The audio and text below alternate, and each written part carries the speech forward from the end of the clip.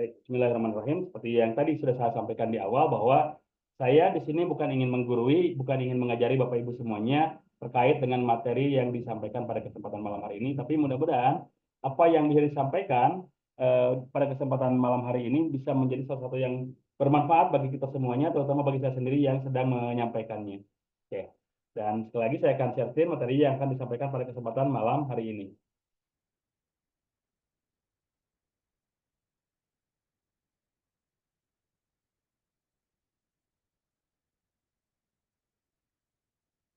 Ya, bismillah. Di sini kita akan memulai dengan menerjemahkan tentang apa itu sinergi bekam sunnah dan herbal Nusantara. Nah, yang ingin saya sampaikan pertama kali, kenapa disebut bekam sunnah? Karena yang akan kita pelajari di sini adalah bukan bekam yang dicontohkan oleh TCM, bukan yang dicontohkan oleh kedokteran medis konvensional, tapi benar-benar metode pembekaman yang memang diambil berdasarkan kitab Tibun Nabawi yang selama ini memang saya pelajari melalui metode tersebut. Jadi kami menyebutnya dengan metode bekam sunnah. Ya, adapun kalau misalkan ada yang menyebutkan dengan ada yang bekam sinergi, bekam kedokteran, bekam basah, bekam kering dan sebagainya, itu silakan dikembalikan kepada masing-masing. Cuma yang kami akan pelajari di sini adalah bekam sunnah, yaitu bekam yang memang dicontohkan oleh Rasulullah berdasarkan redaksi-redaksi kitab Tibun Nabawi yang dicatat oleh Ibnu Sina, Ibnu Al-Jazari gitu ya dan lain sebagainya yang banyak sekali mengutip dari hadis-hadis Rasulullah Shallallahu Alaihi Wasallam. Makanya kami menyebutnya dengan bekam sunnah. Dan kenapa kalau herbalnya kami tidak gunakan herbal nabawi gitu, yang kami gunakan herbal Nusantara karena dalam realitanya ternyata kita lebih mudah untuk bisa mendapatkan herbal-herbal yang memang terdapat di sekitar kita gitu. Makanya selama kita tinggal di Indonesia, yang kita gunakan adalah herbal Nusantara gitu. Supaya lebih mudah untuk kita bisa mendapatkannya. Tidak terlalu sulit gitu ya kita mendapatkan bahan bakunya. Karena yang akan kita pelajari di sini adalah bukan membeli herbal dari tempat lain, tapi mensinergikan herbal yang memang kita dapatkan supaya bisa mendapat meraciknya sendiri, kemudian bisa meresepkannya sendiri kepada pasien-pasien kita. Karena kan tidak menutup kemungkinan ya, atau bukan bukan tidak menutup kemungkinan lagi, tapi memang sudah banyak sekali kita dapati kalau misalkan pasien yang sudah kita bekam, itu mereka bertanya, Pak, setelah ini saya minum apa? Pak, setelah ini bagusnya saya mengkonsumsi apa? Gitu. Yang tidak boleh saya minum apa saja, Pak? Gitu. Itu kan yang paling banyak ditemui di tengah-tengah pasien kita gitu ya. Nah, makanya di sini saya akan menjelaskan kalau di sini saya ingin mencoba Bapak Ibu semuanya atau memberikan eh, referensi kepada Bapak Ibu semuanya tentang bagaimana mensinergikan herbal-herbal yang ada di sekitar kita supaya kita lebih mudah mencarinya. Gitu ya. Makanya kami namakan sinergi bekam sunnah dan herbal Nusantara. Jadi bisa saja kami sebutkan bekam sunnah dan herbal nabawi gitu contohnya. Di sana kan ada zaitun, ada habatus sauda, ada kurma. Itu bisa sangat-sangat efektif untuk bisa membantu masalah kesembuhan, untuk bisa membantu masalah kesehatan. Cuma kalau kita di sini mensinergikan dengan herbal tersebut, kan kita agak kesulitan mencarinya. Tapi kalau misalkan kita mensinergikannya dengan bawang putih, dengan jahe, dengan kunyit, itu kan lebih mudah dicari gitu. Dan insya Allah akan lebih mudah juga kita mensinergikannya. Makanya di sini saya ingin membuat Bapak Ibu lebih mudah mendapatkannya dengan mensinergikan dari herbal Nusantara tadi ya. Baik, kita mulai materi pertama tentang konsep dasar dalam Tibun Nabawi ini atau konsep dasar dalam metode pembekaman sunnah ini. Ya, yang perlu kita ketahui ketika kita melakukan terapi bekam, yang pertama kali terjadi pada pasien kita atau pada siapapun yang kita bekam, itu yang pertama kali terjadi adalah detoksifikasi. Ya, karena dengan metode pembekaman itu adalah mengeluarkan toksin-toksin yang ada di dalam tubuh kita. Itulah dinamakan detoksifikasi. Setelah terjadi detoksifikasi, maka setelah racunnya keluar, maka organ-organ tubuh yang memang mengalami proses penyembuhan karena sebelumnya mengalami kerusakan, itu perlu nutrisi. Nah, nutrisi-nutrisi itulah yang kita ambil dari alam supaya lebih mudah diserap oleh tubuh kita, gitu. Ya. Nah, konsep dasar inilah yang menjadikan kenapa saya mensinergikan bekam dan herbal. Karena setelah didetox, kemudian di recovery, diperbaiki. Nah, dengan memperbaikinya itu adalah dengan memberikan nutrisi kepada tubuh kita dari bahan-bahan alami yang memang dipilih sesuai secara farmakologi, ya sesuai secara patofisiologis juga gitu, sehingga ketika kita mendapatkannya itu akan lebih maksimal lagi khasiatnya atau efeknya. Nah, inilah konsep dasar kita kenapa kita mempelajari atau bersama-sama berbagi sharing-sharing tentang metode bekam dan herbal, gitu ya. Kemudian detoksifikasi ini dan pembelian nutrisi ini adalah tujuannya adalah merecovery dan meregenerasi gitu ya. Apa yang direkovery dan diregenerasi eh, secara holistik ya, secara menyeluruh, yaitu organ tubuh kita dari mulai sel, kemudian jaringan, sistem organ, dan akhirnya menjadi kepada organ tubuh kita, gitu ya. Secara holistik, secara menyeluruh. Makanya ketika kita mengkonsumsi herbal, itu kita tidak menyebutkan akan didapatkan efeknya secara instan. Karena yang namanya herbal itu bersifat secara holistik, dia itu menyeluruh. Contohnya ketika kita mengalami bau mulut.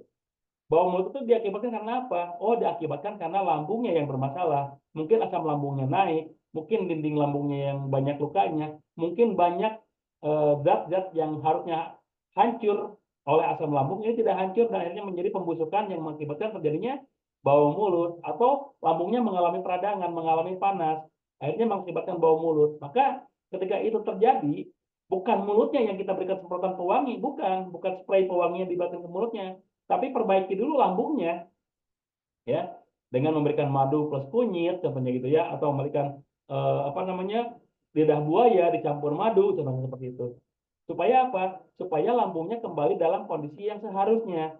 Soalnya kalau kondisinya sudah baik lagi lambungnya, otomatis bau mulutnya pun akan terhindar gitu. Nah, makanya inilah yang kita namakan dengan holistik, menyeluruh.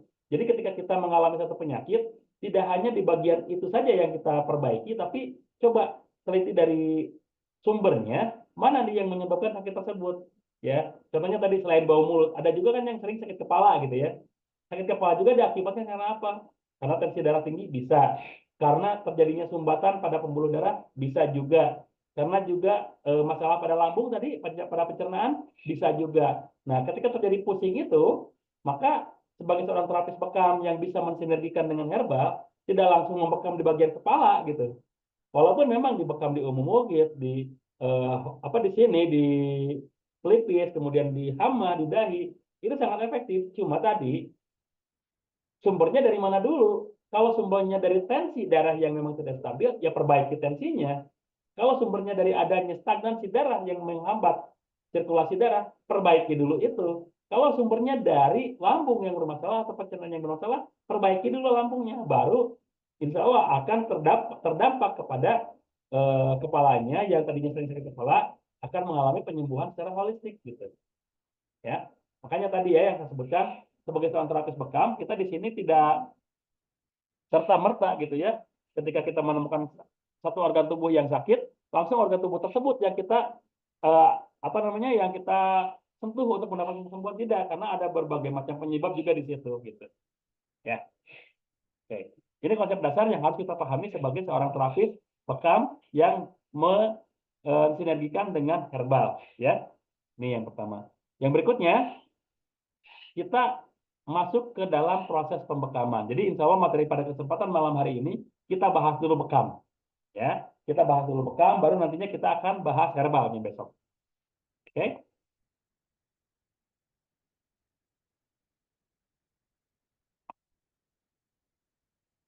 Karena beberapa waktu yang lalu sebelum puasa dimulai banyak yang bertanya, Pak, ini nanti belajar herbalnya, apakah herbal yang sudah jadi atau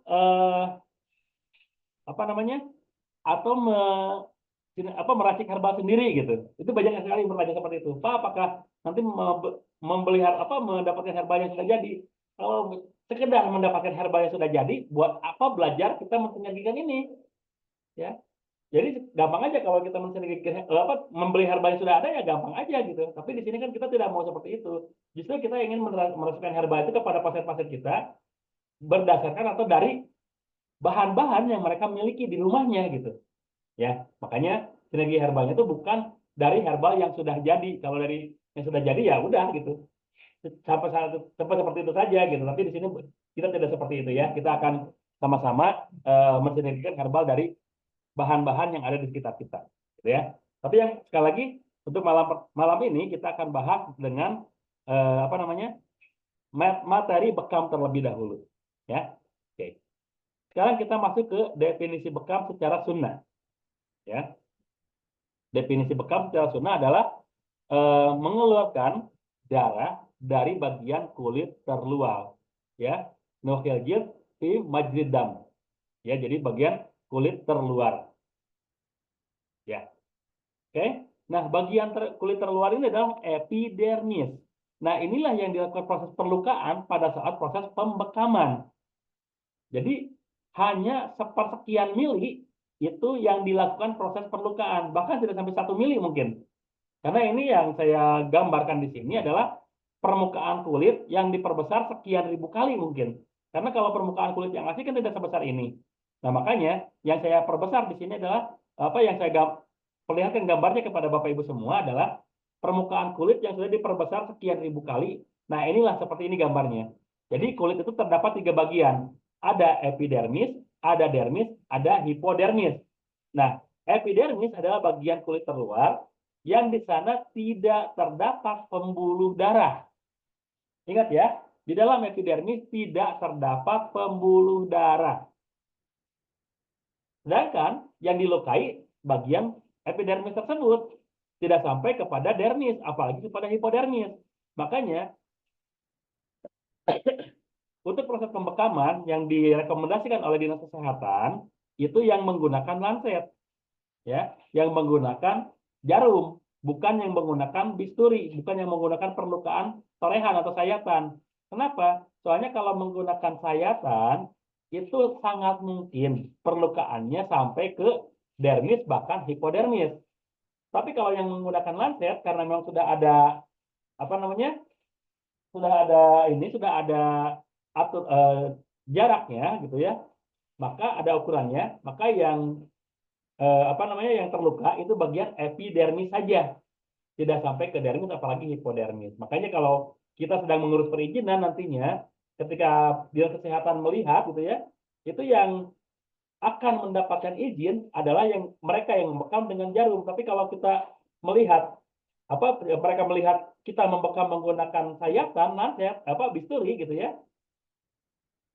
akan sulit kita mendapatkan perizinan atau menerima rekomendasi untuk bisa mendapatkan perizinan. Karena Dinas Kesehatan tidak merekomendasikan kita melakukan proses pembekaman menggunakan bisturi atau sayatan. Yang menggunakan bisturi saja itu sangat mungkin terkena apa tidak mendapatkan rekomendasi, apalagi yang menggunakan silet, yang menggunakan cutter. Karena sampai saat ini saya masih banyak menemukan terapis-terapis yang membekamnya itu menggunakan cutter lah, menggunakan silet lah gitu. Yang itu kan bukan alat kesehatan, yang itu tidak bisa kita gunakan sebagai alat kesehatan karena tadi lancet ya, jarum bekam, bisturi itu kan terbuat dari silver yang memang dari segi keamanan sudah terbukti secara klinis itu aman bagi kesehatan. Tapi coba silet, tapi coba cutter, itu berbahaya. Makanya kalau kita ingin melakukan perizinan gitu ya, dan Dinas Kesehatan menemukan kita menggunakan silet, menggunakan cutter, saya yakin tidak akan diloloskan, tidak akan mendapatkan rekomendasi. Yang menggunakan bisturi saja, ya itu juga sudah agak kesulitan mendapatkan rekomendasi, apalagi yang menggunakan silet gitu. Yang lebih mudah itu adalah yang kita menggunakan lancet karena ada ukurannya sehingga tadi perlukaannya kepada epidermis saja, tidak sampai dermis. Oke, itu yang pertama ya. Jadi sesuai sunnah bahwa eh, apa namanya sesuai sunnah yang dilukai itu adalah bagian kulit terluar, bagian kulit perifer, ya, yang gambarnya terdapat di sini epidermis, ya.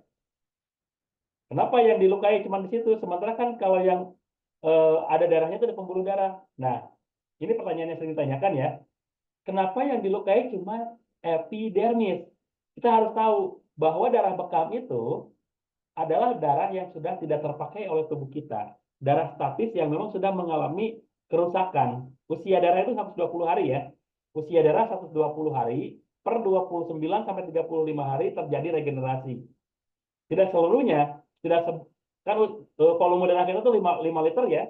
Volume darah kita itu 5 liter. Tidak semuanya 5 liternya terganti semua, tidak bertahap. Ada yang sebagian terganti dulu gitu ya. Selama 4 bulan itu bergiliran tergantinya gitu, bertahap. Nah, itu tahapannya terjadi selama 29 sampai 35 hari. Nah, kalau itu tidak dikeluarkan, nanti si tubuh kita tuh otomatis akan membuang darah kotor tersebut, darah statis tersebut, yang akhirnya mengendap di bagian bawah kulit. Walaupun nantinya akan didaur ulang oleh tubuh kita, tapi sebelum didaur ulang itu kan mengendap dulu di bagian bawah kulit. Nah, itulah kenapa pembekaman dilakukan di bagian tersebut gitu. Supaya darah yang tidak terpakai tadi akan lebih mudah dikeluarkan.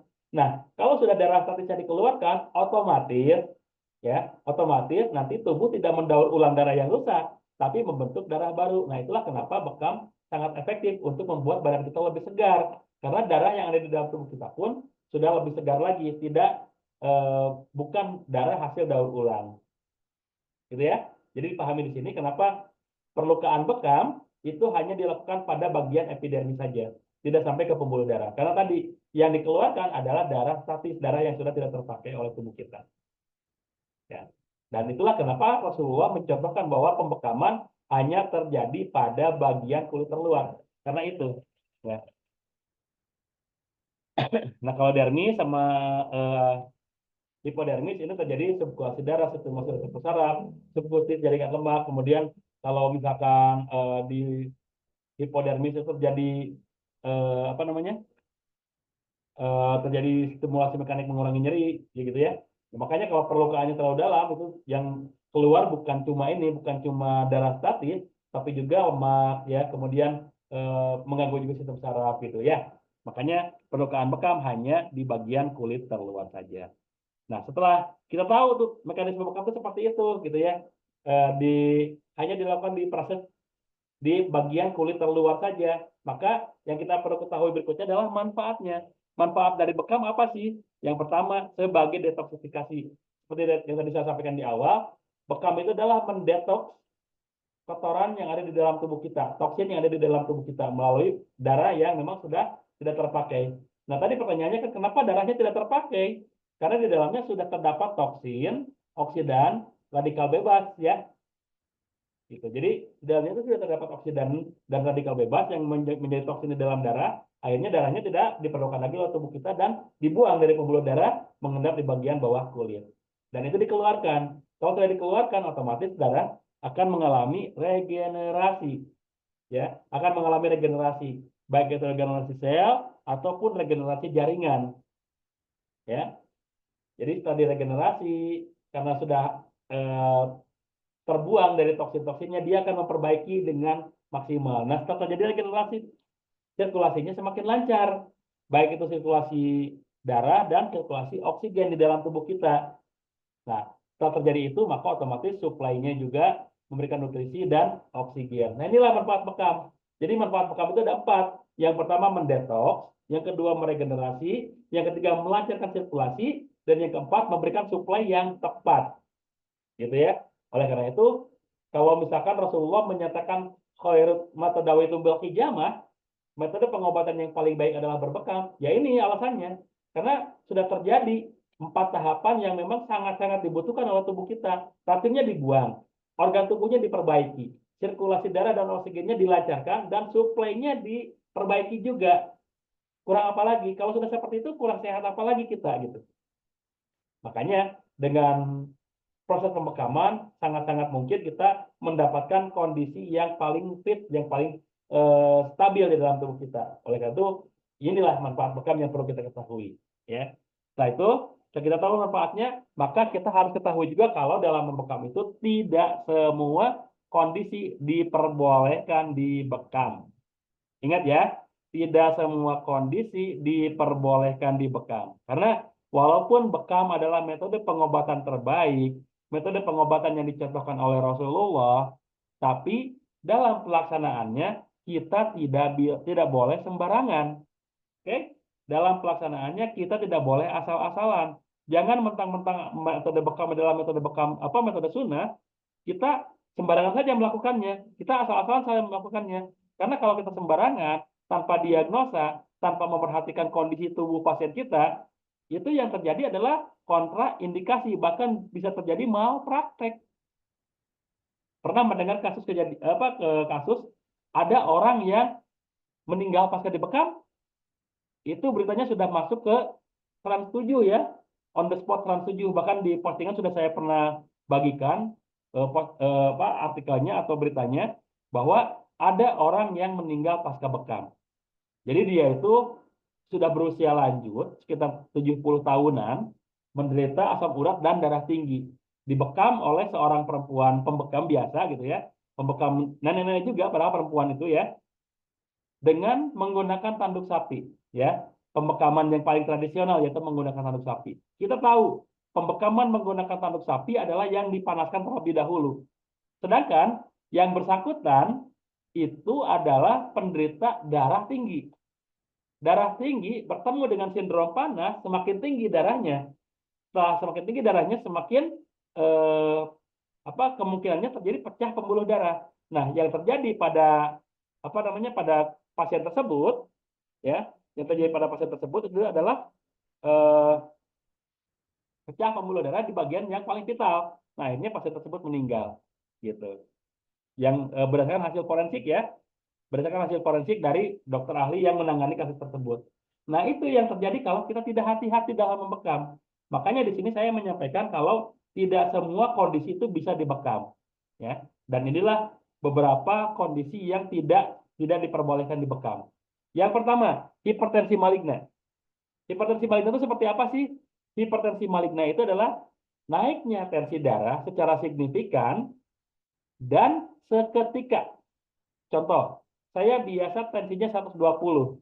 Tapi ketika akan dibekam, mungkin karena kecapean pasca perjalanan, mungkin karena tegang dan sebagainya, ketika akan dibekam tiba-tiba 170. Padahal sebelumnya nggak pernah sampai setinggi itu. Paling tinggi paling 130 lah. Karena biasanya 120 kan. Biasanya 120, paling tinggi 130. Tapi ketika akan dibekam tadi tiba-tiba 170. Nah, itu kan peningkatan tensinya seketika dan signifikan. Jadi seketika saat itu juga terjadinya tidak melalui proses yang bertahap gitu ya, dan signifikan terjadinya dari 120 menjadi 170. Nah, itu yang berbahaya. Kenapa kondisi seperti itu tidak boleh dibekam? Karena kalau kondisi seperti itu dibekam, yang dikhawatirkan semakin parah, semakin tinggi tensi darahnya. Kalau tensi darahnya semakin tinggi, bisa pecah pembuluh darah. Lah, kok dibekam semakin tinggi darahnya? Ya, betul. Karena sebagian kita masih menganggap setelah darah keluar, itu tensi darah turun. Ingat, tidak seperti itu ya. Walaupun salah satu penyebab hipertensi itu adalah volume darah di dalam tubuh yang berlebihan, tapi tidak serta-merta begitu dikeluarkan darahnya tiba-tiba langsung turun tensinya. Tidak. Perlu proses dulu, gitu ya. Perlu proses dulu. Nah, pasca bekam, karena dia mengalami peradangan, karena dia mengalami perlukaan, maka ada hormon yang namanya hormon adrenalin terbentuk terlebih dahulu. Nah, ketika hormon adrenalin terbentuk, itu akan meningkatkan dulu tensi darah, ya. Suhu tubuh naik dulu, detak jantung bertambah dulu, gitu ya. Nah, itu diakibatkan karena kita mengalami peradangan pada saat proses pasca bekam. Nah, kalau sudah terjadi seperti itu, yang terjadi apa? Naik dulu tensi darah. Nah, kalau sudah tensi darahnya dari awal sudah naik sedemikian tinggi, dikhawatirkan pembuluh darahnya tidak kuat. Akhirnya apa? Akhirnya pecah pembuluh darah. Gitu ya. Makanya yang pertama kali tidak diperbolehkan dibekam adalah yang hipertensi maligna, yang tensi darahnya naik seketika dan signifikan. Gitu ya. Bagaimana kalau yang tensi darahnya memang biasa tinggi? Kalau yang sudah biasa tinggi dibekam aman-aman saja Pak Bu ya. Biasanya saya 170, ketika akan dibekam 180 misalkan. Ya kan cuma naik 10, tapi memang biasa tinggi ya aman-aman saja.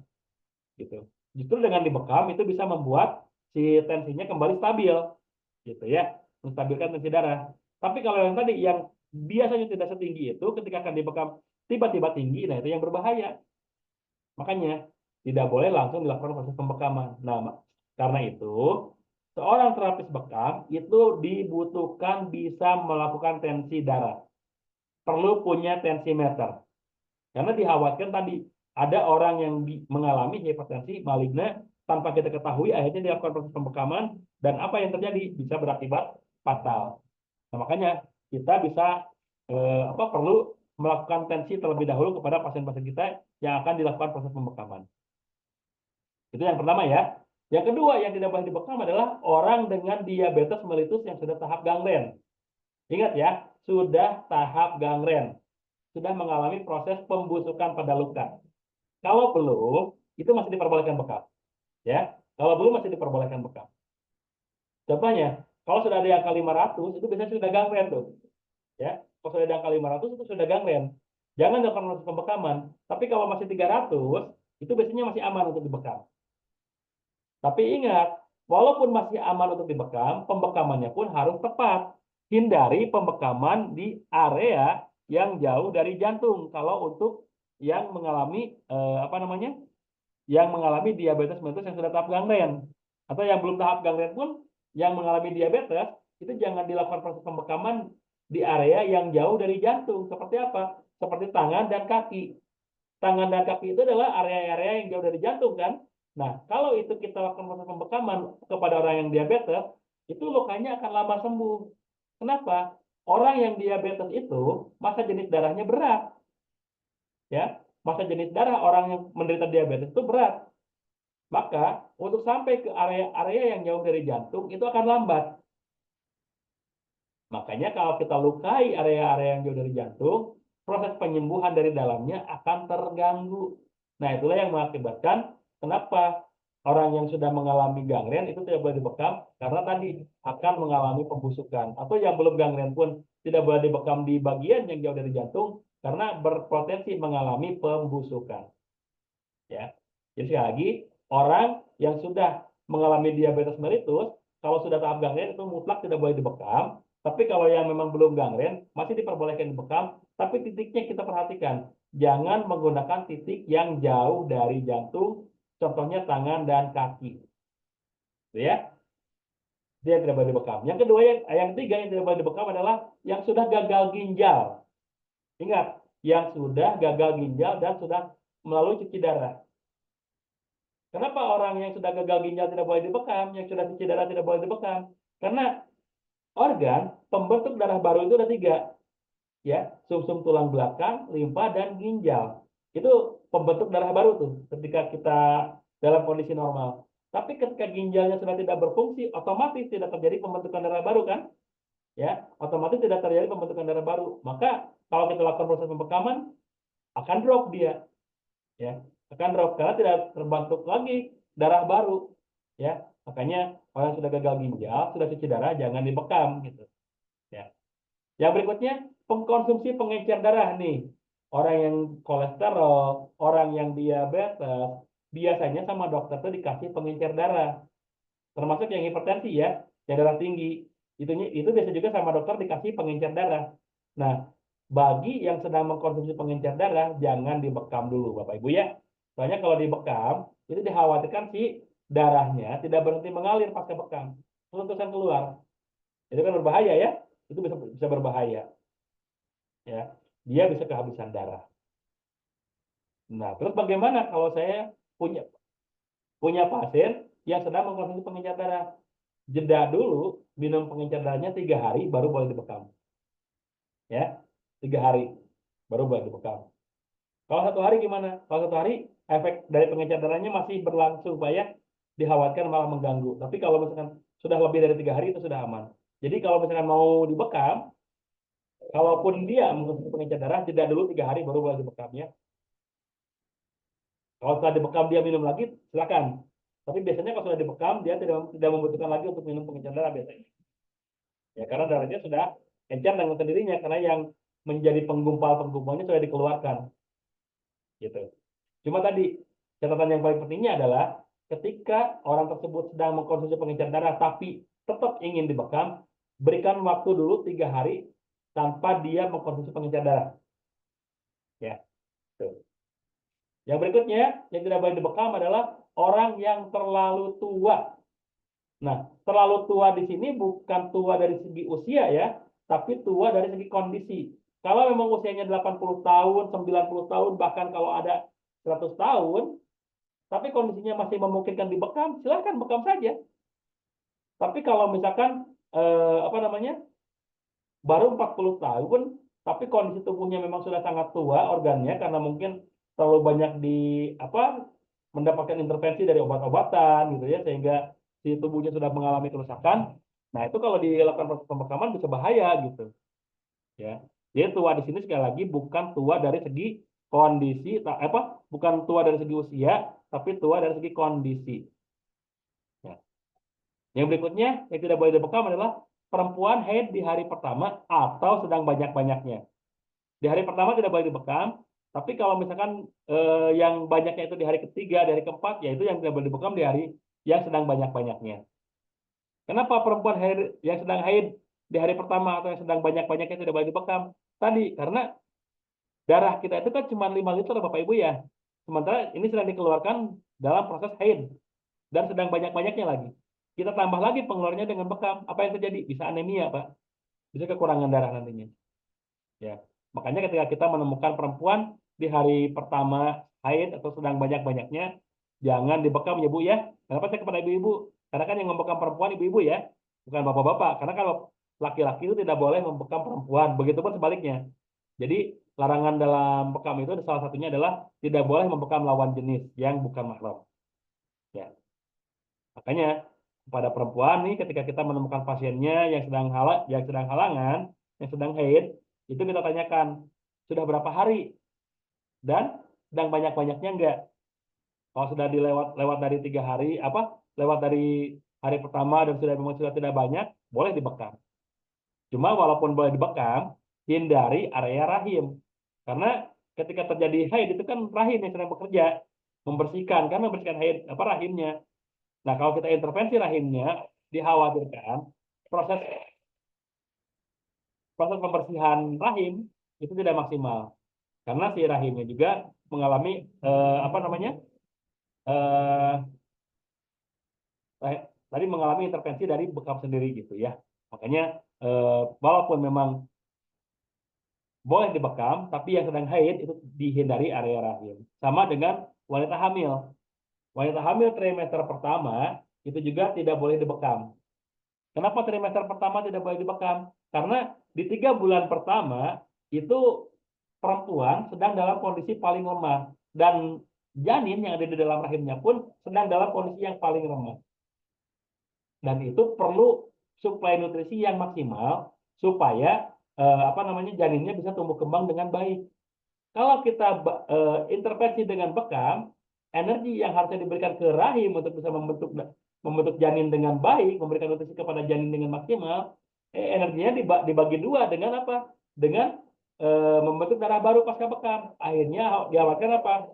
Dikhawatirkan malah si janinnya gagal tumbuh karena tidak mendapatkan energi yang seharusnya. Kan kalau kita lihat ya, kalau perempuan hamil di 3 bulan pertama itu dianjurkan apa? Dianjurkan bed rest ya, istirahat dengan maksimal gitu. Nah, supaya energi kepada rahimnya itu benar-benar maksimal gitu, tidak terganggu dengan kegiatan lain. Kalau kita ganggu dengan bekam yang tadi yang dikhawatirkan, bisa terjadi apa? Bisa terjadi kekurangan energi kepada rahimnya, kepada janinnya, gitu ya. Makanya perempuan di 3 bulan pertama jangan dilakukan proses pembekaman. Ya. Bagaimana kalau setelah 3 bulan? Setelah 3 bulan boleh dilakukan proses pembekaman, tapi tadi seperti dengan yang haid ya, hindari area rahim. Karena di area rahim sendiri sedang terjadi pemberian nutrisi kepada janin. Ya, jadi itu tidak boleh dibekam. Yang berikutnya yang tidak boleh dibekam adalah orang yang baru selesai makan, belum 1 jam. Belum 1 jam dia selesai makan, kita bekam. Apa yang terjadi? Bisa muntah dia. Kenapa? Mencerna makanan juga perlu energi yang cukup besar, Bapak Ibu. Makanya kalau kita setelah habis makan, suka apa? Suka ngantuk ya. Karena memang energinya digunakan untuk mencerna makanan. Makanya kita ngantuk gitu. Nah, ketika pencernaan kita butuh energi yang besar untuk mencerna makanan, kita ganggu energinya untuk membentuk darah baru sebagian. Jadi energinya dibagi dua, untuk mencerna makanan sebagian, untuk membentuk darah baru sebagian. Nah, kira-kira yang terjadi bagaimana? Yang terjadi bisa dua kemungkinan. Proses mencernanya tidak maksimal, atau proses pembentukan darah barunya yang tidak maksimal, atau bahkan dua-duanya tidak maksimal. Kalau proses pencernaannya tidak maksimal, apa yang terjadi? Muntah, dan mungkin si makanan yang masuk ke dalam tubuh kita itu tidak hancur dengan sempurna, dan akhirnya ketika masuk ke dalam usus itu tidak tercerna dengan sempurna, bisa mengakibatkan kanker usus ke depannya. Gitu. Ya, kalau itu proses pencernaannya yang tidak maksimal. Kalau pembentukan darah barunya yang tidak maksimal, bagaimana? Ya bisa anemia dia, bisa kekurangan darah. Ya, makanya orang yang baru selesai makan itu jangan langsung dibekam, tunggu 1 jam selesai makan, baru boleh dibekam. Ya, yang berikutnya yang tidak boleh dibekam adalah orang yang dehidrasi dan diare. Jadi diare yang sampai benar-benar dia kehabisan cairan, ya itu juga jangan dibekam ya. Karena kalau yang kehabisan cairan karena diare dibekam ya bisa semakin kehabisan cairan dia, bisa semakin dehidrasi dia gitu. Makanya ketika kita melihat orang yang diare, memang bagus penyembuhan pencernaan, pembentukan sistem sekresi, sistem pembuangan dengan bekam memang bagus. Cuma kalau dia sedang diare seperti itu ya jangan gitu kan ya. Karena tadi dikhawatirkan dia semakin kekurangan cairan. Dan yang ketiga, apa yang terakhir anemia. Anemia itu kekurangan darah. Kekurangan darah ya, bukan tekanan darah rendah, bukan. Soalnya tekanan darah rendah dengan kekurangan darah itu beda. Kalau tekanan darah rendah itu tekanannya yang kecil. Tapi kalau anemia itu HB-nya, trombositnya yang memang kurang di dalam tubuhnya. Makanya yang hipotensi, yang tensi darahnya rendah itu boleh dibekam. Tapi kalau yang anemia, yang memang volume darahnya kurang, itu yang tidak boleh dibekam. Gitu ya. Ini adalah beberapa kondisi di mana orang tidak boleh dibekam. Ya.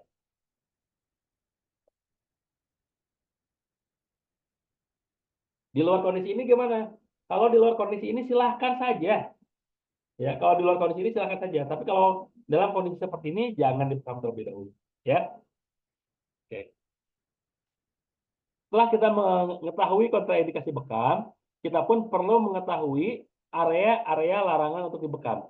Ya, jadi area mana saja yang tidak boleh dibekam. Yang pertama yang tidak boleh dibekam adalah area limfatik. Ya, area limfatik itu di mana? Area limfatik itu adalah di bagian leher depan, di ketiak dan di selangkangan. Pertanyaannya limfatik itu apa? Limfatik itu adalah kelenjar ya, kelenjar pertahanan tubuh. Contohnya di sini di bagian leher depan. Itu kalau kita makan yang terlalu yang terlalu banyak toksin, yang memang tidak diterima oleh tubuh kita, apa yang terjadi biasanya? Amandel.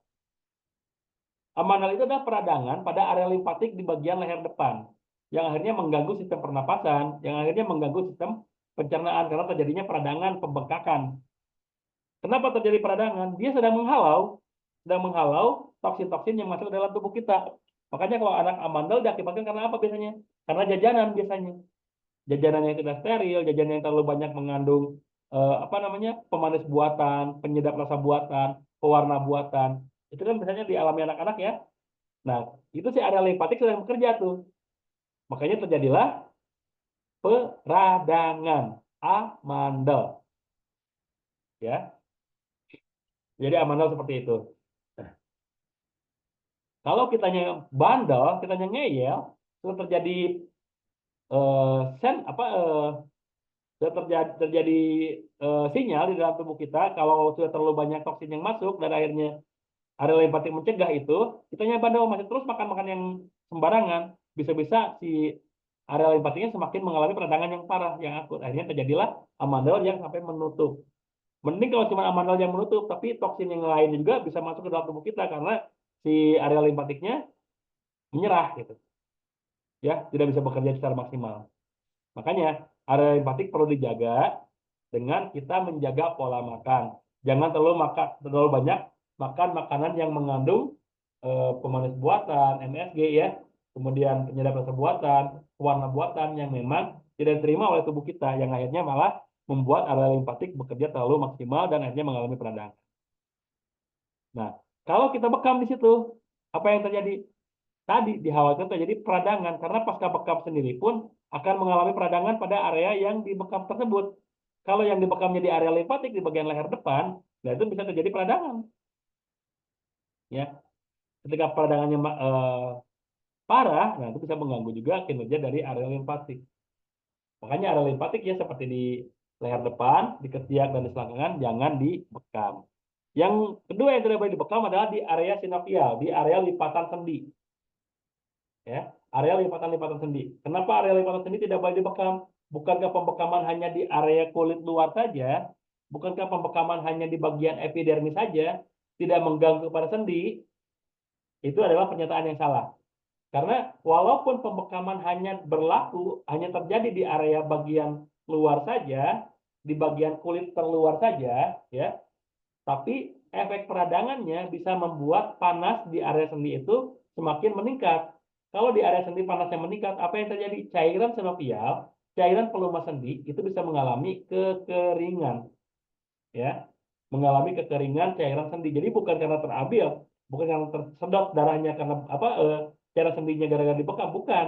Tapi efek pembekaman karena terjadi peradangan pada sendinya itu bisa membuat sendinya mengalami panas dan cairan sinovialnya menjadi mengalami penguapan dan akhirnya mengalami kekurangan cairan sinovial. Akhirnya sendinya susah digerakkan.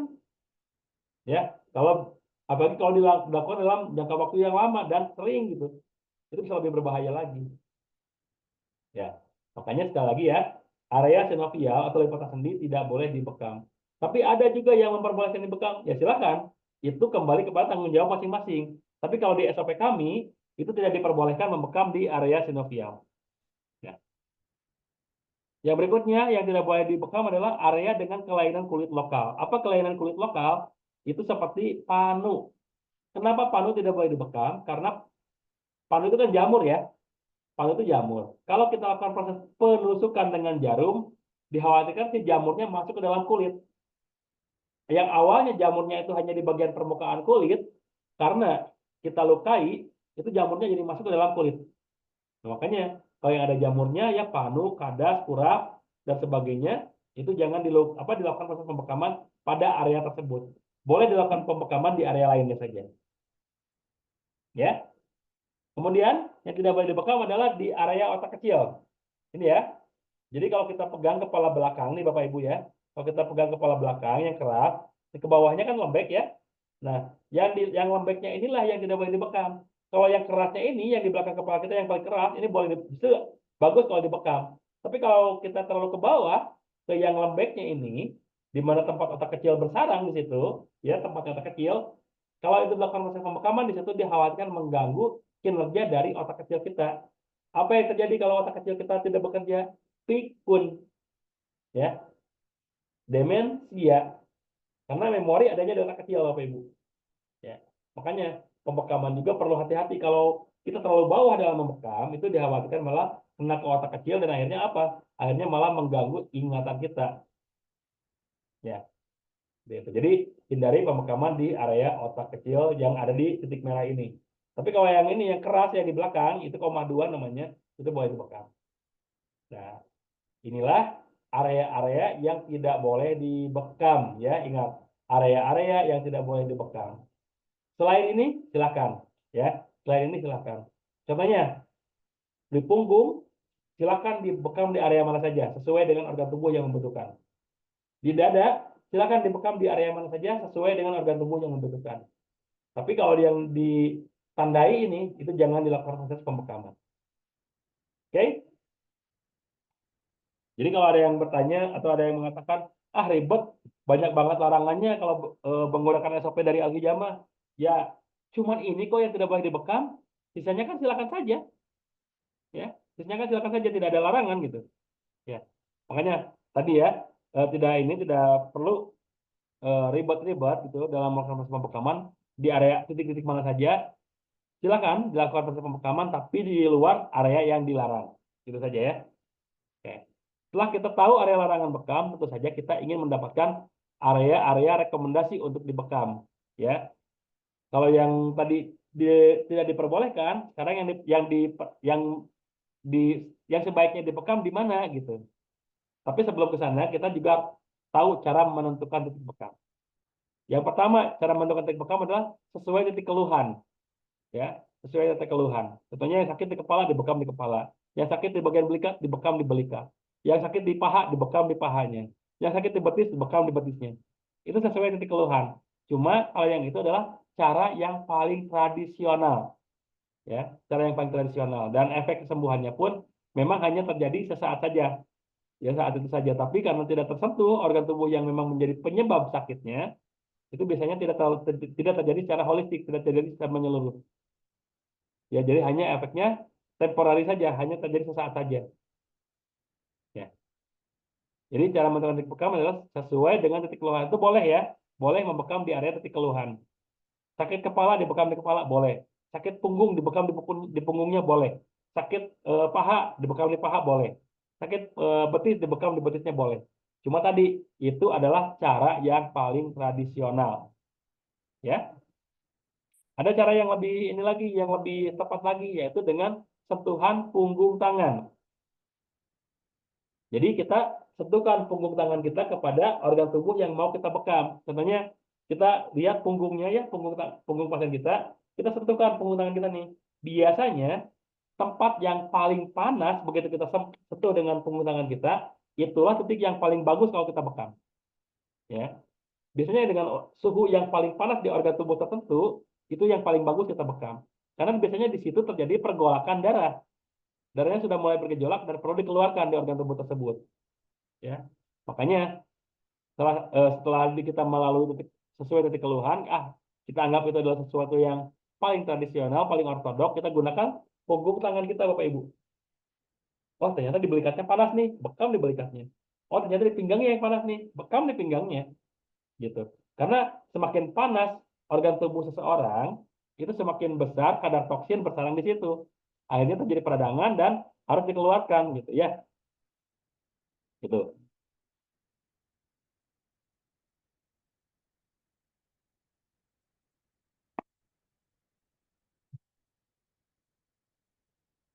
Oke, maaf, bosan minum dulu. Tapi ada juga yang lebih efektif dalam menentukan titik bekam, yaitu dengan diagnosa secara anatomi. Ya, diagnosa secara anatomi, yaitu dengan menentukan titik bekam pada organ tubuh yang bermasalah berdasarkan hasil diagnosa baik secara meridian dan sindrom. Kalau sindromnya panas, kita membekamnya seperti apa? Meridiannya yang sebelah mana yang membutuhkan kita bekam di situ. Ya. Nah, berikut adalah titik-titik bekam sesuai dengan organ tubuh kita. Nih, sebelum kita masuk ke titik bekamnya, silakan dilihat nih. Ini adalah organ tubuh kita ya. Jantung ada di mana, paru ada di mana, ginjal ada di mana, termasuk empedu ada di mana, ya, usus ada di mana, lambung ada di mana gitu ya. Itu adalah organ tubuh kita yang perlu kita ketahui. Kalau kita sudah mengetahui organ tubuh ini, kita akan mudah menentukan titik bekam. Contohnya ada orang sakit mah, ya otomatis kan mah itu adanya di lambung. Ya kita bekam lambungnya, titik lambungnya. Ada orang yang punya masalah pada hatinya, pada livernya. Ya kita bekam livernya. Oh, titik liver di situ. Ada yang punya masalah pada paru-parunya, mungkin karena dia perokok, mungkin karena dia sering kedinginan gitu kan, yang membuat si paru-parunya bermasalah. Ya kita bekam di titik paru-paru gitu. Paru-paru di mana? Oh iya itu perhatian paru-paru di situ. Kalau yang ginjalnya bermasalah bagaimana? Ya titik ginjal. Oh ginjal di mana? Di situ ginjal gitu. Ya. Jadi sebetulnya titik bekam itu sesuai kaidahnya simpel. Di mana organ tubuh membutuhkan proses pembekaman, ya bekam di area tersebut gitu. Cuma pertanyaannya, betul nggak organ tubuh tersebut yang memang perlu penanganan? Jangan-jangan organ lain yang memang butuh penanganan. Contoh kan banyak kasus juga ya. Banyak kasus juga orang yang divonis jantung, ternyata yang bermasalah lambung. Itu tidak sedikit kejadian seperti itu. Orang divonis jantung yang bermasalah, ternyata yang bermasalah apa? Lambungnya. Selama ini kita bekam jantungnya saja terus. Memang ke jantung jadi sehat, cuma sumber utamanya yaitu lambung tidak tersentuh. Apa yang terjadi? Efek penyembuhannya akan terjadi sangat-sangat lama gitu. Ya, makanya kita perlu mengetahui organ tubuh kita seperti ini supaya ketika nanti kita menentukan titik bekam itu akan lebih efektif lagi. Ya, ini organ tubuh kita ya, jantung di mana, paru di mana, kemudian ginjal di mana, usus di mana, sampai ke rahim pun di mana kita bisa melihat di sini ya. Nah, itu nanti akan menentukan titik bekamnya sesuai dengan organ tubuh yang membutuhkan. Tapi ini kita akan melalui apa namanya? Sesuaikan dengan titik sunnah yang dicontohkan oleh Rasulullah. Nah, ini adalah anatominya seperti ini ya. Ini ibaratkan punggung kita, ya bagian-bagian belakang tubuh kita. Yang pertama adalah titik umum bukit. Titik umum bukit itu adalah titik puncak kepala. Nah, di sini ya. puncak kepala di sini, sejajar dengan telinga, sejajar dengan hidung. Itu boleh dibekam. Ya. Bahkan bukan cuma boleh, tapi dianjurkan dibekam di situ. Kenapa? Karena hampir semua keluhan di kepala, seperti migrain, vertigo, dan sebagainya, itu akan efektif ketika dilakukan proses pembekaman di umum ugit dan koma 2. Ya, umum ugit dan koma 2. Nah, koma 2 itu bagian kepala belakang yang paling keras. Ingat ya, yang paling keras. Jadi bukan di bawahnya, bukan. Tapi di bagian kepala paling belakang yang paling keras, yang kalau kita tidur ke bantal, itu yang paling pertama kali menyentuh bantal. Ya, itu adalah titik koma 2. Tadi selain vertigo, migrain, titik koma 2 juga efektif untuk mengatasi masalah sihir. Ya, sesuai dengan hadis Rasulullah bahwa pembekaman di koma 2, pembekaman di umum ugit sangat efektif membantu mengatasi masalah sihir. Selain dengan ruqyah tentunya ya. Selain dengan ruqyah tentunya. Jadi kita harus juga mengetahui ruqyah. Tapi tadi kalau kita memang belum mengetahui ruqyah, boleh pembekaman di sini. Cuma resikonya kalau kita belum tahu ruqyah, ketika kita membekam di umum ugit dan memang si yang bersangkutan memang mengalami masalah sihir, itu yang dikhawatirkan terjadi apa? Dia kesurupan pada saat dibekam. Ya. Makanya sebagai seorang pembekam, selain kita bisa mensinergikan herbal, kita pun bisa mensinergikan dengan ruqyah. Karena tidak sedikit orang yang dibekam itu tiba-tiba kesurupan. Karena apa? Karena inna syaitona eh, minal insani fi majrad dam. Tinggal di bagian eh, aliran darah. Dan ketika aliran darahnya diganggu, terutama aliran darah yang ada di saraf pusat, kan aliran darah di saraf pusat itu bisa menggerakkan seluruh organ tubuh ya. Makanya sihir itu biasanya menyerang ke saraf pusat. Nah, pembekaman di umum mungkin sangat efektif untuk mengatasi sihir. Ya, setelah titik umum ugit dan koma 2, maka titik berikutnya adalah al-aqdain. Ya, al-aqdain atau bagian leher belakang. Ya, bagian leher belakang. Ini sangat efektif untuk mengatasi sumbatan atau stagnasi darah di area sistem saraf. Jadi kalau misalkan sering sakit kepala karena adanya sumbatan, dibekam di area al-aqdain ini sangat efektif. Jadi karena al-aqdain ini ketika dibekam di area al-aqdain itu akan melancarkan sirkulasi darah ke otak. Karena sumbatannya dibuka kan, sumbatannya dihilangkan. Itu akan memperlancar sirkulasi darah ke otak. Akhirnya kepala kita akan terasa lebih ringan, lebih fresh, lebih nyaman. Cuma catatannya, kalau dia punya darah tinggi, jangan dibekam di sini Bapak Ibu. Kalau pasien kita punya hipertensi, jangan dibekam di titik al-aqdain. Kenapa? Karena kalau dibekam di titik al-aqdain, itu bisa meningkatkan tensi darah. Ingat ya, pembekaman di titik al-aqdain itu bisa meningkatkan tensi darah. Maka efektif untuk yang darah rendah, yang tekanan darah rendah. Tapi kalau yang tekanan darah tinggi tidak efektif dibekam di situ karena bisa meningkatkan tensi darah. Cuma tadi kalau untuk melancarkan sirkulasi darah ke otak, ke kepala gitu, insya Allah sangat efektif juga titik al-aqdain. Ya. Kemudian yang berikutnya titik al-kahil. Al-kahil itu di punuk ya, di bagian tulang servikal 3 sampai 7. Ya, di bagian punuk kita. Al-kahil ini menyentuh 5 meridian tubuh ya, jantung, paru, limpa, liver, lambung. 5 organ tubuh tersentuh oleh titik al-kahil. Makanya ketika kita membekam titik al-kahil, itu bisa membantu masalah-masalah yang ada pada 5 organ tubuh tadi. Di jantung bisa terbantu, paru-paru bisa terbantu juga, liver, limpa juga bisa terbantu juga, lambung juga bisa terbantu. Karena pembekaman titik al-kahil itu menyentuh 5 meridian tubuh. Ya. Ini namanya titik al-kahil di tulang servikal 3 sampai 7. Ya. Kemudian al-katifain. Al-katifain itu di bagian bahu, ya, di bagian tempat kita menanggung. Itu namanya al-katifain. Al-katifain ini sangat efektif untuk melancarkan sirkulasi darah ke tangan, ke bahu dan bagian punggung atas itu ya, itu sangat efektif. Dan juga titik al-katifain ini sangat efektif untuk menurunkan tensi darah, menurunkan kolesterol. Jadi kalau tadi al-aqdain itu menaikkan tensi darah, maka al-katifain itu adalah menurunkan tensi darah. Jadi kalau yang darah rendah dibekamnya di al-aqdain, kalau yang darah tinggi dibekamnya di al-katifain. Ya, seperti itu. Berikutnya ada namanya titik al-dhahri. Al-dhahri ini adalah titik punggung. Tapi di sini kita membaginya 3 ya. Dhahri ala, dhahri sufla, dhahri wasati. punggung atas, punggung tengah, punggung bawah.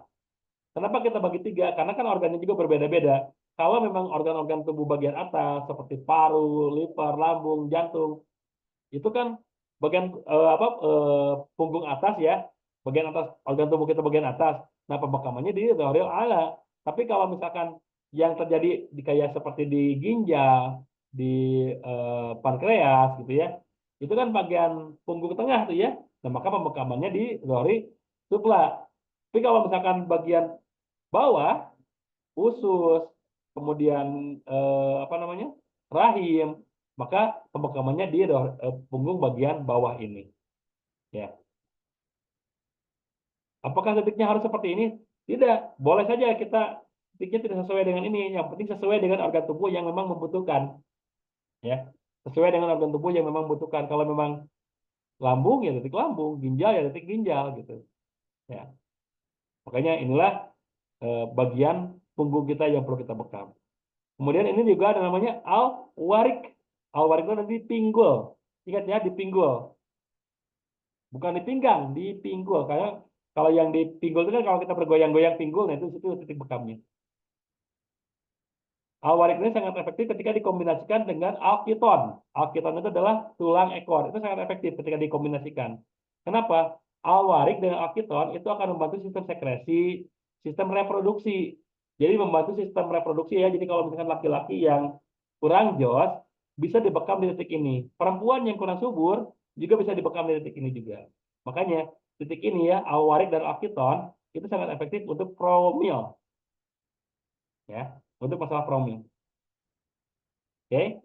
Kemudian titik yang selanjutnya adalah titik al-fahad dan al-sak. Jadi fahad itu ada di betis, apa di paha, kalau al-sak ada di betis. Ya, ini sangat efektif untuk mengatasi masalah-masalah pada kaki ya, yang rematik ataupun asam urat. Ya, gitu. Ada juga zohril qadam. Zohril qadam itu adalah bagian punggung telapak kaki. Jadi kalau ini telapak kaki, dan di punggungnya sini, ya di sininya di punggung telapak kaki itu sangat efektif juga untuk melancarkan sirkulasi darah di bagian kaki, terutama bagi yang menderita asam urat. Ya, Zohril qadam ini. Nah, setelah kita tahu ya titik-titik bekam ini, kita tinggal apa namanya? Tinggal ini aja, tinggal menentukan titik bekam yang tepat itu yang mana gitu ya. Oke. Nah, jadi seperti itu ya tadi teknik pembekaman ya. Teknik pembekaman apa teknik pembekaman seperti itu. Tinggal sekarang kita belajar tekniknya. Kalau tekniknya saya yakin gampang. Saya yakin semua orang sudah bisa melakukan tekniknya secara baik dan benar. Tapi kalau memang belum bisa tekniknya nanti ada di video tutorial ya yang akan saya share ya. Jadi bisa dilihat di video tutorialnya nanti cara pembekaman seperti apa termasuk sampai ke cara apa namanya?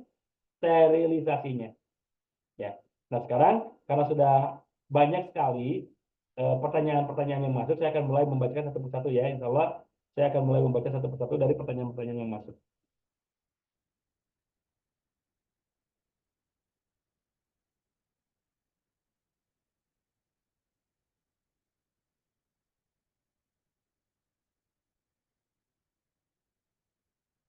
Oke, ini saya sudah masuk dari Pak Fikri ya. Saya pernah baca leukemia bisa sembuh lewat bekam, tapi pernah baca postingan yang boleh dibekam. Itu yang punya sakit leukemia juga. Bagaimana Pak? Oke, ini tentang leukemia ya. Leukemia itu kenapa? Leukemia itu adalah sel darah putih yang terlalu banyak di dalam tubuh kita. Usia sel darah putih berapa hari, Pak? 3 hari ya? 3 sampai 4 hari usia darah putih itu. Dan tugasnya untuk apa tugas darah putih? Tugas darah putih itu adalah apa namanya? Menghancurkan racun-racun yang masuk ke dalam tubuh kita. Setelah dia bekerja, ya setelah dia bekerja menghancurkan racun-racun ke dalam tubuh kita, menghancurkan penyakit-penyakit yang masuk ke dalam tubuh kita, dia itu tugasnya harus sudah selesai dan dia harus mati. Diganti dengan sel darah putih yang baru. Tapi ketika si sel darah putihnya itu bandel, harusnya dia mati tapi ternyata tidak mati, akhirnya apa? Tetap setelah dia apa di waktu yang ditentukan oleh Allah, sel darah putih terbentuk lagi yang baru. Akhirnya sel darah putihnya kebanyakan. Nah, itulah yang dinamakan leukemia. Jadi seharusnya sel darah putih yang sudah bekerja ini mati, ini tidak mati. Kenapa? Karena tadi mungkin di dalam tubuh kita terlalu banyak mengkonsumsi antibiotik. Contohnya seperti itu ya. Tubuh kita terlalu banyak mengkonsumsi antibiotik. Akhirnya apa? Si sel darah putih yang bekerja membantu tubuh kita menghasilkan racun-racun, ini racunnya sudah mati duluan. Jadi kinerjanya tidak terlalu maksimal. Akhirnya yang harusnya dia sudah mati, dia tidak mati. Nah, itulah yang menyebabkan leukemia, Pak. Pertanyaannya, apakah boleh dibekam atau tidak? Kalau dari kami yang sudah punya leukemia itu jangan dibekam, Pak. Ya, kalau dari SOP kami dan dari sumber yang kami baca, memang leukemia itu jangan dibekam. Kenapa? Karena tadi sel darah putihnya kan terlalu banyak ya. Sementara proses pembekaman itu yang paling paling banyak dikeluarkan apa? Yang paling banyak dikeluarkan adalah sel darah merah, trombosit dan hemoglobin. Ya, maka ketika itu dilakukan proses pengeluaran, sementara sel darah putihnya tidak ikut keluar juga, yang harusnya sudah mati mungkin, tapi karena ini belum mati dan akhirnya bergabung dengan yang belum mati yang lainnya, semakin banyak lagi nanti sel darah putih di dalam tubuh kita, akhirnya sel darah merah yang baru terbentuk pasca bekam itu dimakan lagi oleh sel darah putih. Gitu. Makanya supaya tidak terjadi over capacity sel darah putih yang bisa mengakibatkan leukemia semakin akut, maka jangan dibekam buat orang-orang atau pasien-pasien yang menderita leukemia, Pak ya. Jangan dibekam yang menderita leukemia. Gitu. Jadi kalau SOP kami, Pak, kami tidak merekomendasikan penderita leukemia dibekam. Ya. Oke. Pasien stroke apa boleh dibekam? Kalau sedang stroke terjadi, jangan dibekam. Tapi kalau setelah stroke untuk proses penyembuhannya, bagus kalau dibekam. Ya, kalau sedang terjadi stroke, contohnya gitu ya, kan kebanyakan orang orang stroke terjadi di kamar mandi gitu ya, terjatuh di kamar mandi. Nah, kasus stroke kan, kalau sudah terjadi seperti itu, bukan bekam metode pengobatan yang terbaiknya, bukan. Soalnya kalau misalkan langsung dilakukan proses pembekaman pada saat itu, dikhawatirkan apa? Dikhawatirkan malah lebih parah kondisinya, karena dia sedang tidak dalam kondisi yang stabil, tidak dalam kondisi yang maksimal. Tapi kalau sudah terjadi stroke, Pak ya, Ibu ini, kalau sudah terjadi stroke, tapi sudah lewat masa kritisnya dan bekam dilakukan untuk proses penyembuhannya, itu sangat bagus. Nah, titiknya di mana saja? Stroke itu terjadi akibat hipertensi yang berlebihan ya, tensi darah yang berlebihan, yang akhirnya membuat si pembuluh darah pecah. Kan tentu terjadi dua kali, dua penyebab ya, adanya sumbatan atau pecah pembuluh darah. Nah, kalau yang karena pecah pembuluh darah, maka kita perbaiki dulu keduanya. Perbaiki tensinya, perbaiki pembuluh darahnya yang pecah. Cara memperbaiki tensi bagaimana? Cara memperbaiki tensi adalah dengan menurunkan tensi darah. Dengan pembekaman di mana tadi? Pembekaman di ini apa namanya? Di L-carnitine, di pundak apa di bahu ya. Ini kan untuk menurunkan tensi darah. Nah, apa namanya? Kemudian setelah itu dibekam di umum mugit, ya, umum mugit di bagian puncak kepala. Kenapa di umum mugit? Karena di umum mugit itu adalah untuk memperbaiki sistem saraf, ya, untuk memperbaiki sistem sarafnya, gitu. Ya Pak ya, Ibu ya. Jadi kalau yang stroke itu boleh dibekam dengan catatan bukan pada masa kritisnya, gitu ya. Kemudian idealnya atau amannya berapa detik bekam pada saat kali pembekaman. Nah, kalau ini Pak Agus, itu dikembalikan kepada kondisi pasiennya masing-masing, Pak. Kalau memang kondisi pasiennya dalam kondisi yang fit, memungkinkan dibekam banyak, ya silakan dia bekam detiknya banyak juga. Tapi kalau memang kondisinya memang tidak memungkinkan dibekam banyak, dibekamnya hanya sedikit saja gitu ya, ya jangan terlalu banyak juga gitu. Ya. Yang paling tepat itu adalah sesuaikan saja dengan titik yang memang kita perlukan.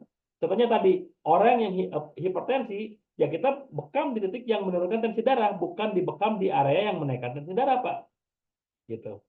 Atau orang yang punya masalah pada lambung, ya dibekam di titik lambungnya, bukan di titik jantungnya, bukan juga di titik apa namanya, bukan juga di titik ginjalnya, bukan juga di titik ususnya, bukan, tapi titik lambungnya kalau memang lambungnya yang bermasalah. Jadi idealnya itu kalau misalkan untuk masalah titik bekam berapa banyaknya, itu silakan disesuaikan saja. Tapi kalau dari kami, merekomendasikan itu adalah membekam di titik yang tepat walaupun tidak banyak. Gitu Pak ya. Izin bertanya, apakah waktu berbekam bebas aja atau ada batasannya? Dari buku kitab Ibnu Sina, Pak ya, dari kitab Tibun Nabawiynya Ibnu Sina, berbekam yang paling efektif itu adalah di waktu zuhur sampai asar. Yang paling tepat, yang paling bagus. Kenapa? Karena di waktu zuhur sampai asar itu ketika suhu tubuh kita sedang panas-panasnya, sedang bergejolak. Nah, kalau kita sedang bergejolak tubuhnya, apa darahnya, kemudian kita keluarkan, itu detoksifikasinya akan berlangsung maksimal. Ya, detoksifikasinya akan berlangsung maksimal. Dan akhirnya apa? Kalau detoksifikasi banyak maksimal kan toksin banyak terbuang, otomatis tubuh kita semakin fresh, semakin segar gitu. Ya. Nah, kalau waktu yang sangat tidak disarankan berbekam adalah di atas jam 9 malam, apalagi jam 10 malam itu sangat tidak jam 10 malam ke atas itu tidak direkomendasikan. Kenapa? Jam 10 malam itu jantung itu mulai melemah kerjanya, Pak. Makanya kita ngantuk kan? Karena memang jantung sudah mulai melemah kerjanya. Yang bekerja keras apa nanti? Liver. Liver itu akan bekerja keras membuang racun di dalam tubuh kita.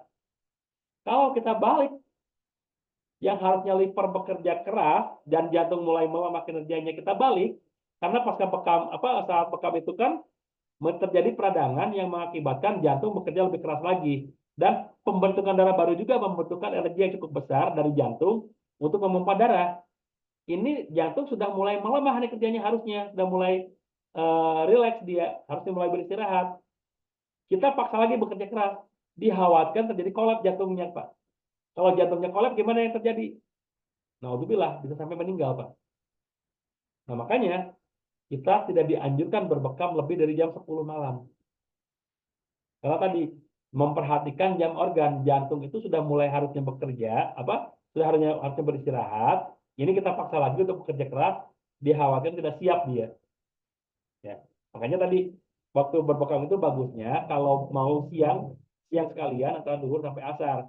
Tapi jangan bekerja di waktu jangan berbekam di waktu malam. Gitu ya, Pak ya? Gitu. Bapak saya pernah stroke sebelah, biasanya dibekam. Alhamdulillah 2 minggu sembuh, tapi sambil terapi otot saraf. Pak Fikri, ini yang perlu kita perhatikan adalah ini. Eh, Kondisi pada saat dibekamnya itu bukan dalam kondisi yang kritis. Kalau dalam kondisi yang kritis dibekam, itu bisa fatal, Pak. Ya, tapi misalkan stroke nih, setelah stroke, kemudian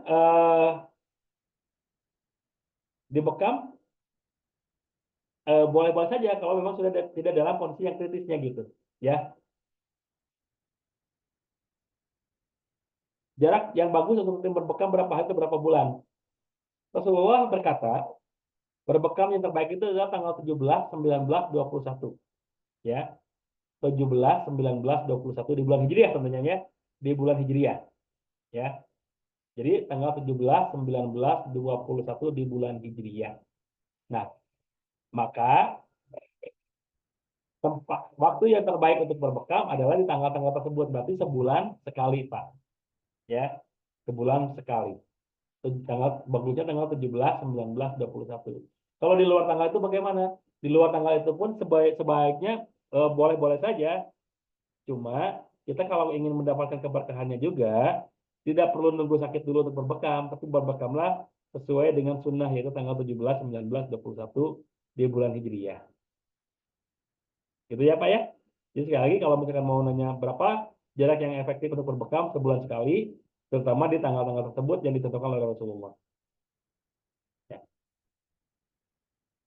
Bagaimana dengan bekam kecantikan di wajah? Nah, kalau bekam kecantikan di wajah, tentu saja diperbolehkan. Karena kan melancarkan sirkulasi darah di wajah juga bisa membuat wajah lebih cerah ya. Melancarkan sirkulasi darah di wajah bisa membuat wajah lebih cerah.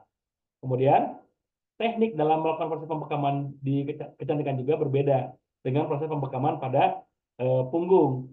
Ya, kalau punggung kan dikop 3 menit, 5 menit, lepas, lukai, ya, dikop lagi 3 sampai 5 menit supaya darahnya terkumpul dulu, lepas, bersihkan, dikop lagi 3 sampai 5 menit sampai plasmanya keluar, dikop lagi, bersihkan. Nah, itu untuk bekam di punggung. Tapi kalau dibekam di wajah untuk kecantikan, karena tidak boleh ada bekasnya kan ya, Sementara si darah rusak harusnya keluar, maka apa namanya tekniknya pun berbeda.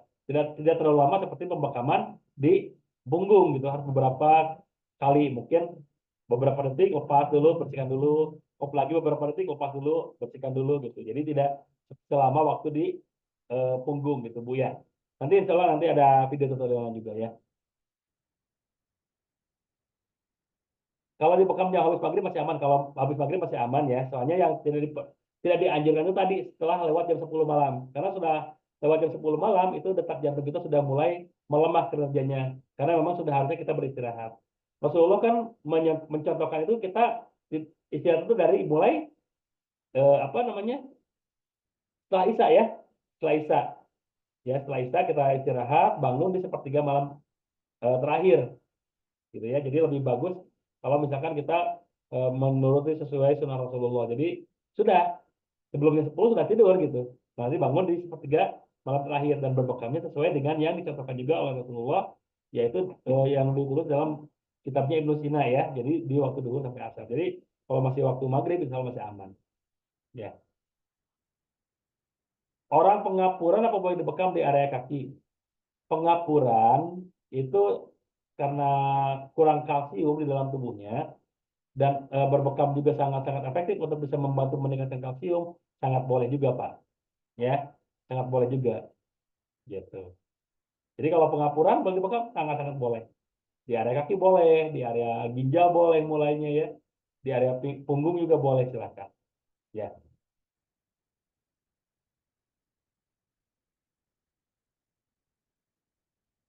Saya pemula mau tanya, maksud banyak yang saya perhatikan terapi bekam di daerah saya langsung banyak kok, kemudian jumlah sisa darah yang keluar kadang full. Apakah ada batasan jumlah sisa darah yang keluar? Kalau untuk batasan jumlah sisa yang keluar memang tidak ada batasan Pak ya. Soalnya yang menjadi patokan dalam berbekam itu karena metode pembekaman itu dalam metode pembekaman apa metode pengobatan yang tradisional, maka apa namanya? Apa namanya jumlah darah yang keluar pun memang tidak ada patokan dia berapa cc atau berapa banyak, sesuai saja. Kalau memang proses pembekamannya tepat, sebetulnya tidak akan terlalu banyak juga gitu ya, karena kan yang dilukai cuma bagian kulit perifer saja, kulit luar saja gitu.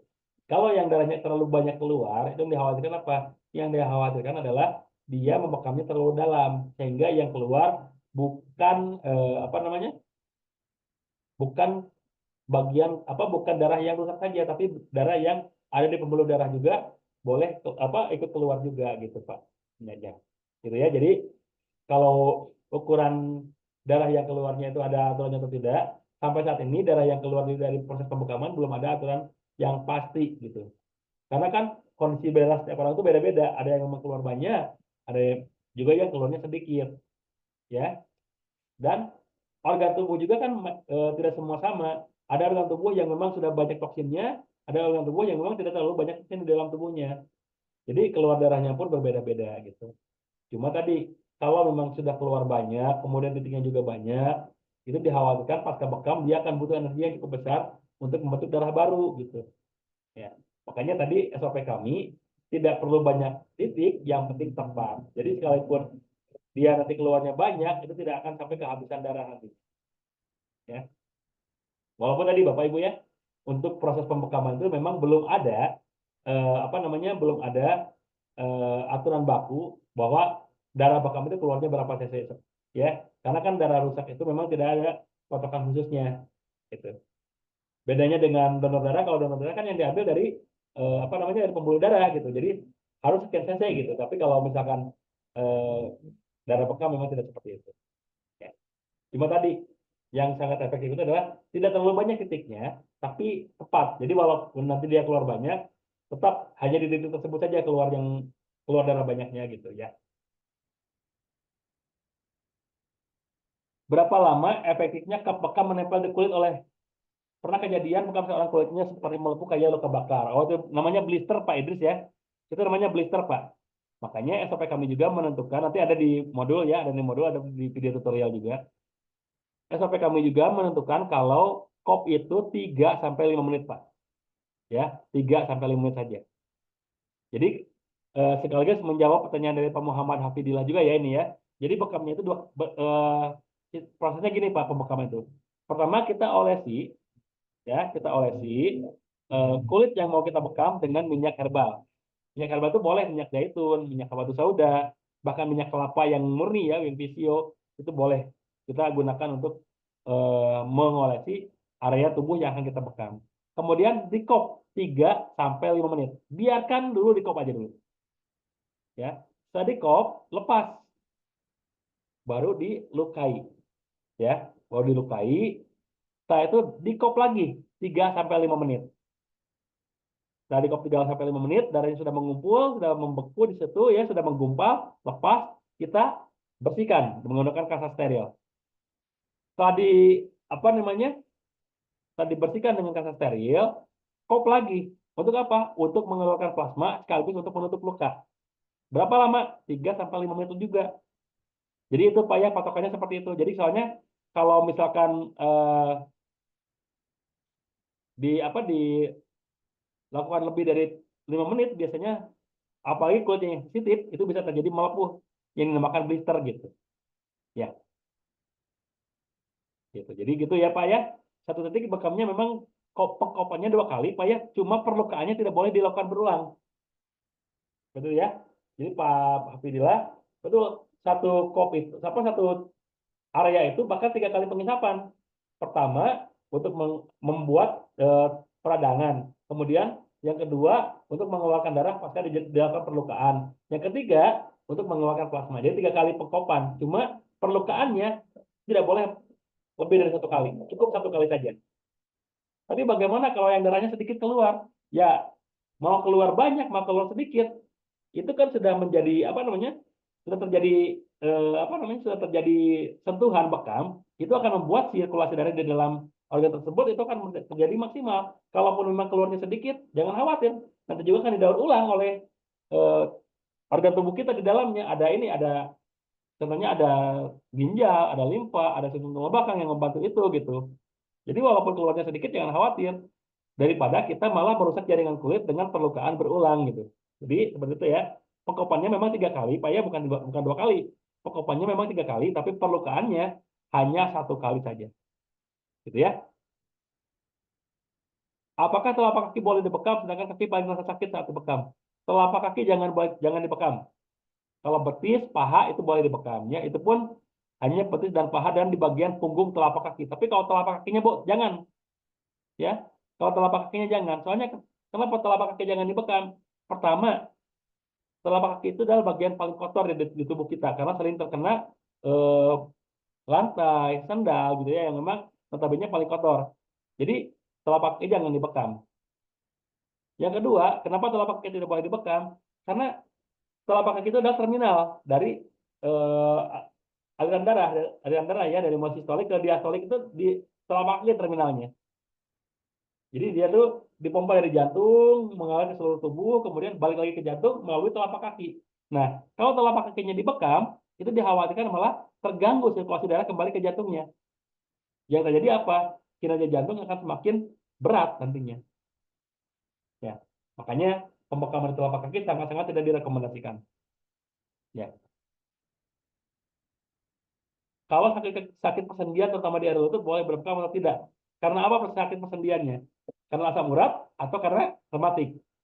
Kalau karena rematik boleh hanya cukup dibekam di area paha dan betisnya. Jangan di sendinya. Tadi ya, sudah disampaikan jangan sendinya. Ya. Tapi kalau misalkan sakit persendiannya gara-gara asam urat, maka pembekaman pertama itu di ginjal. Ya, di ginjal. Gitu. Makanya pembekamannya itu eh, jangan sembarangan, apalagi di area-area yang berhubungan dengan sendi. Sendi itu memang cukup fatal kalau kita paksakan membekam. Gitu ya. Saya pernah memekam orang dengan asam urat tinggi pada bagian betis tidak keluar darah tapi kulitnya membentuk bintik-bintik gelembung. Itu kenapa ya? Oke, ini bukan hanya untuk kepada yang menderita asam urat saja Pak ya.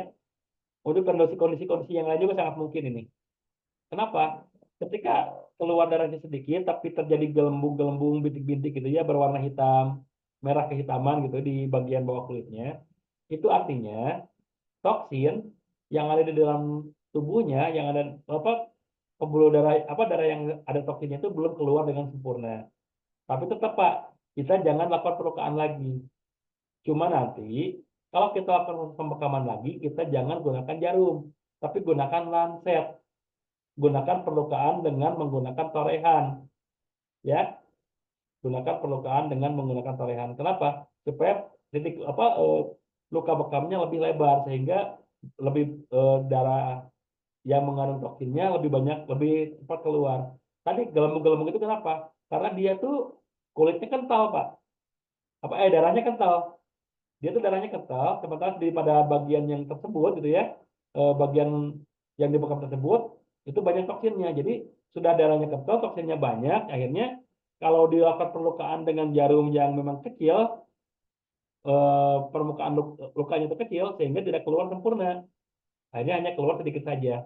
Tapi tidak perlu khawatir, tetap saja karena sudah dilakukan proses pembekaman, nantinya si toksinnya juga kan puyar dengan sendirinya dan didaur ulang oleh sumsum tulang belakang, limpa, dan ginjal.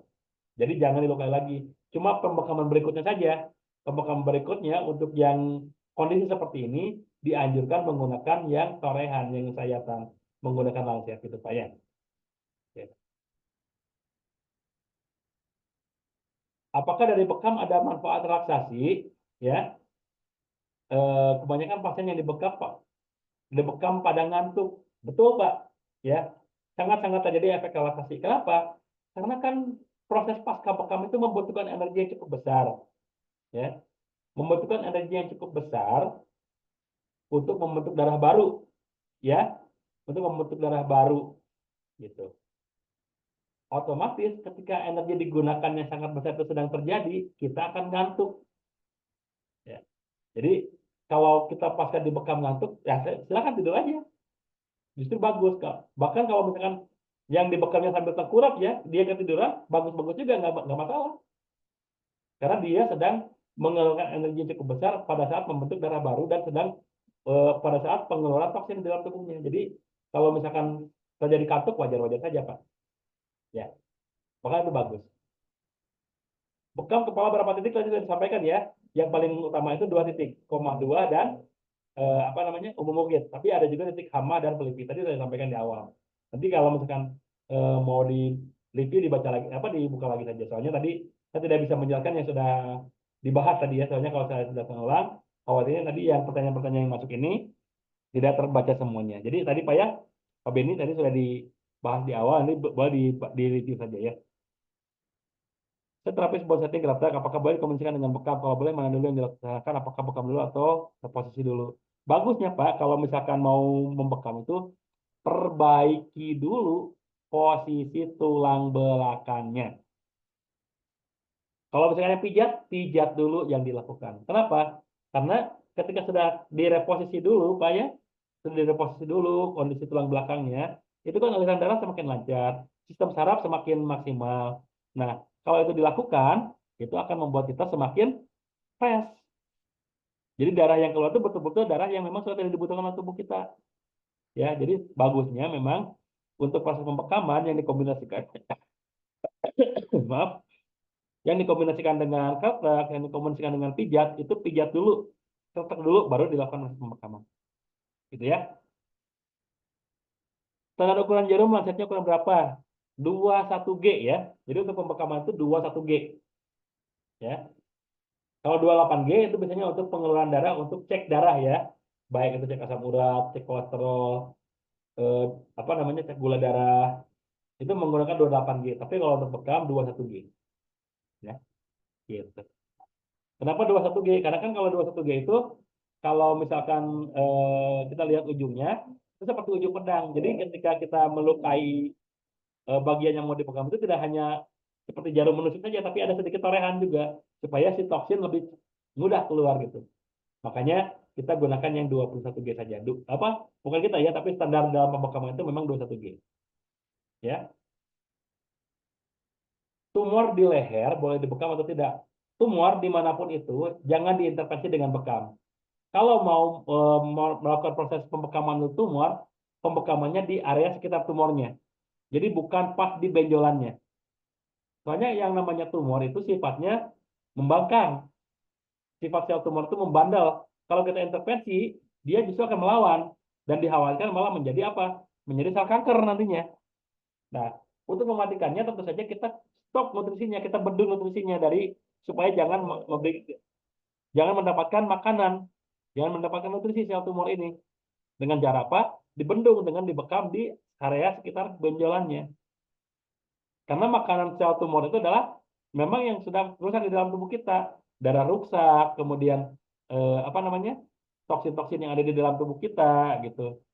Makanya kalau kita eh, ingin menghentikan tumor, yaitu jangan memberikan nutrisi kepada tumor kita, ya, kepada tumornya, bukan kita ya. Alhamdulillah saya tidak punya tumor, mudah-mudahan jangan sampai ada.